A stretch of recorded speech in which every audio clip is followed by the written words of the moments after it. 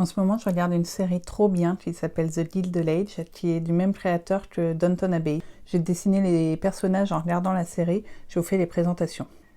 Donc c'est vite fait les dessins, hein. Donc là, c'est Marianne Brooke, dont le père a dilapidé la fortune et est mort en la laissant sans le sou. Du coup, elle se réfugie chez sa tante Agnès Van Riesch, qui est une veuve assez revêche et très fortunée, qui a beaucoup de répondants.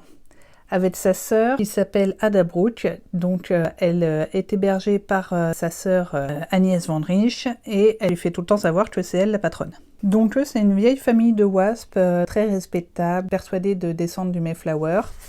Et ça, c'est le fils de Agnès Van Riesch qui a fait une grosse bêtise, donc il a tout le temps l'air complètement abattu. En face de chez Agnès Van Riesch, emménage une famille qui se fait construire un palais magnifique. Et la matriarche s'appelle Bertha Russell, c'est elle, et elle a toujours un plan pour intégrer la grande société, parce qu'ils sont pas très bien vus, vu qu'ils ont fait fortune rapidement, et que manifestement ils descendent pas du Mayflower. Et elle est mariée avec George Russell, qui a fait fortune dans les chemins de fer. C'est un redoutable homme d'affaires. C'est le papa de, comment il s'appelle celui-là, Larry Russell, c'est le fils.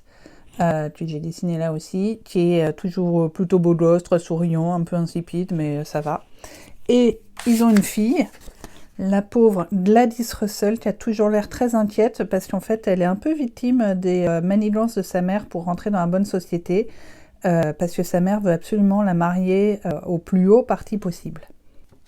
Ah oui, et personnage très important, Peggy Scott, donc c'est une jeune fille noire que rencontre... elle, comment elle s'appelle, Marianne Brooke, qui lui sauve la mise parce qu'elle venait de se faire piquer son sac et Peggy Scott lui prête l'argent pour qu'elle puisse prendre le train pour New York pour rejoindre sa tante. Et du coup, comme elle a une écriture parfaite, elle se fait embaucher par Agnès Van Riesch pour être sa secrétaire. Ça, c'est George Russell fatigué de toutes les manigances de sa femme. Voilà, vous me direz si ça vous a donné envie de le voir.